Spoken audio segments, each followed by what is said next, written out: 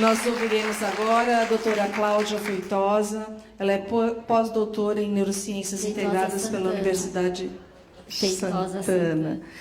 Pós-doutora em Neurociência Integrada pela Universidade de Chicago, doutora em Neurociências e Comportamento pela USP, mestre em Psicologia Experimental pela USP, especializada em Gerenciamento pela Poli-USP, é graduada em Arquitetura pela FAO, e Engenharia Civil pelo Mackenzie. É professora visitante do Centro de Matemática, Computação e Cognição da Universidade Federal do ABC e pesquisadora do Hospital Israelita Albert Einstein. Obrigada, Cláudia.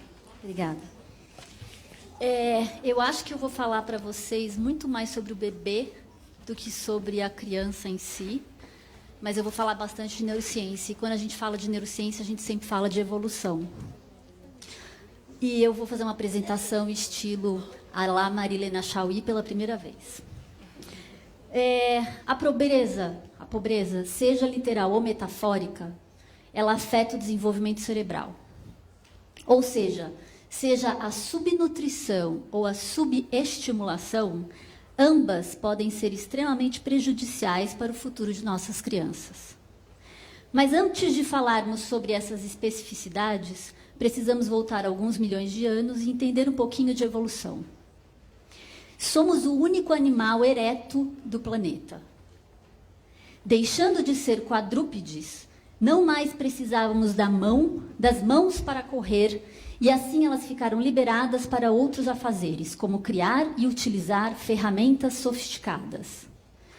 Ganhamos também uma visão mais ampla e passamos a melhor mapear nossas savanas e nossos predadores.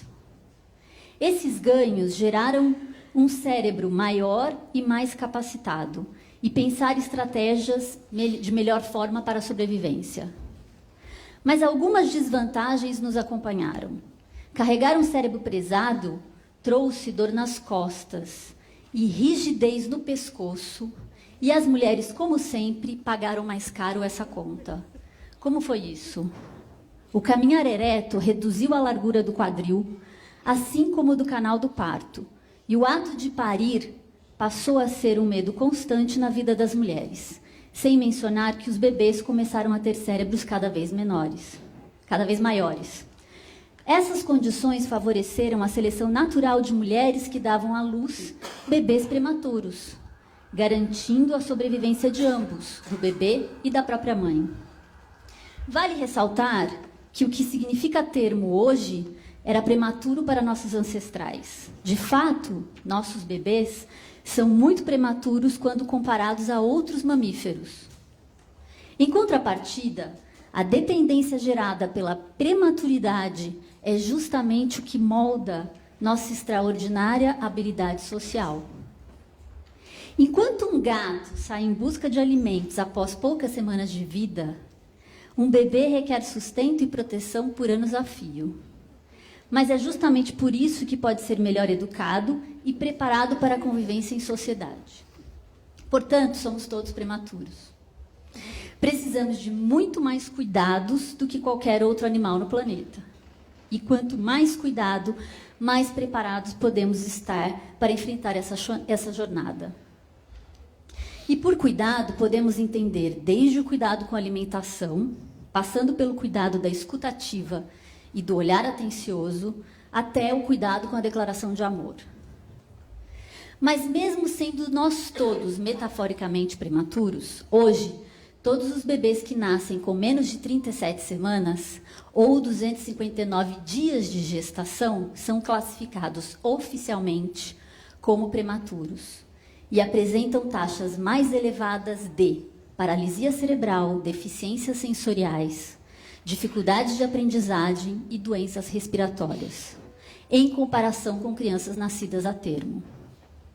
28% da morbidade neonatal tem como a causa a prematuridade. Fatores causais ligados ao nascimento prematuro são condições médicas da mãe ou do feto, com influência genética ou ambiental, tratamentos de infertilidade e fatores comportamentais e socioeconômicos.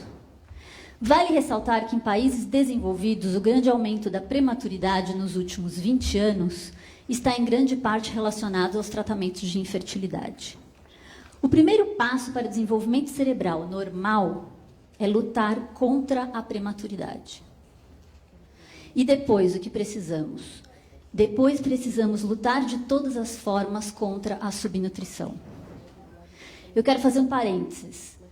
Eu morei 7 anos em Chicago, onde eu fiz pós-doc na Universidade de Chicago e onde eu fui professora na The School of the Art Institute of Chicago. E por um período eu queria fazer trabalho voluntário com crianças em abrigos. E eu fui procurar. Eu não encontrei nenhum abrigo. Não existe abrigo. Não existe orfanato. Orfanato é um nome que não existe mais. E eu queria entender exatamente por que não existe. Porque eles têm um sistema pré-estabelecido de foster parenting. O que é o foster parenting? O foster parent é o pai adotivo temporário e eles conseguem que toda criança que é abandonada pelos pais ou que é retirada temporariamente dos pais tenha uma família que acolha, que lhe dê a nutrição e a estimulação necessária para o desenvolvimento normal de uma criança. Voltando à nutrição e à subnutrição. O status socioeconômico da infância está associado ao desempenho cognitivo ao longo da vida. Eu não preciso dizer que é por isso, mais um motivo e um argumento neurocientífico de que programas sociais são extremamente necessários. Como o status econômico se relaciona ao desenvolvimento do cérebro? Existe uma correlação entre o baixo status econômico e a linguagem, a capacidade de aprendizado e a atenção. Uma correlação não significa causação. Ou seja, não sabemos se é exatamente a subnutrição a causadora única dessas deficiências, mas ao que tudo indica, ela é uma das grandes responsáveis. Vocês já ouviram falar do Poverty Trap? Já ouviram? Em português a gente chama de armadilha da pobreza, mas na verdade eu nunca encontrei nada escrito com a tradução do Poverty Trap. Vale a pena dar uma olhada, porque ele mostra que um exemplo ilustrativo é um trabalhador no Paquistão que conseguiu um trabalho e ganhava X. Com esse X, ele podia se alimentar, mas ele não tinha dinheiro para condução. Então, o que ele precisava fazer? Ele precisava caminhar para trabalhar. Só que quando você caminha muito para trabalhar, você precisa comer mais. E aí ele não ganhava o suficiente para poder comer mais. E se você não come, você tem fome. Se você tem fome, você não pode caminhar. Se você não pode caminhar, você não pode trabalhar. Esse é um exemplo ilustrativo desse trabalhador no Paquistão. Então, um estudo descobriu a função da linguagem melhorada em crianças pobres cujas famílias receberam renda e educação adicional. As intervenções com jogos computadorizados que treinam habilidades específicas também apresentam benefícios. Então, uma dica, por exemplo, é entrar na internet e olhar o GiveWell. GiveWell é uma instituição, uma ONG, que só avalia instituições de caridade. E como a gente faz para evitar essa pobreza? Eu, por exemplo, dou dinheiro no celular para uma família direto no Quênia. A cada $1 que eu dou no meu celular, essa família recebe 96 centavos, porque apenas 4 centavos vão para a administração da instituição de caridade. Grupos de economia e de neurocientistas fazem estudos randomizados para avaliar como que essa família passa a se comportar tendo esse adicional. E os resultados indicam que quase tudo eles investem em alimentação e educação. Outro estudo. Então, de novo, vamos voltar na história da evolução. Nós passamos muita fome, inclusive nossos bebês. Será? Não. Os bebês têm leite materno. Então, eles estão protegidos por esse leite materno. Acabou de sair em julho um estudo do grupo de Belfort, que eles acompanharam 180 pacientes desde o nascimento pré-termo até a idade de 7 anos e descobriram que bebês que foram alimentados com mais leite materno durante os primeiros 28 dias de vida tiveram maiores volumes de certas regiões cerebrais, equivalente ao bebê a termo, porque esse estudo é feito com crianças prematuras. Ou seja, um mês de leite materno no primeiro ano de vida de uma criança prematura pode fazer com que ela tenha um desenvolvimento cerebral ao mesmo nível do bebê a termo. E com 7 anos, apresentam melhores índices de QI, desempenho acadêmico, atenção e função motora. Esse estudo mostra que o leite materno pode compensar os problemas da prematuridade. E se pode proteger o futuro de um prematuro, ele pode também proteger um bebê a termo da subnutrição. Mas não somente de leite materno vive um bebê. Ele precisa de muito cuidado e muita estimulação. A subestimulação, tanto quanto a subnutrição, afetam o desenvolvimento cerebral.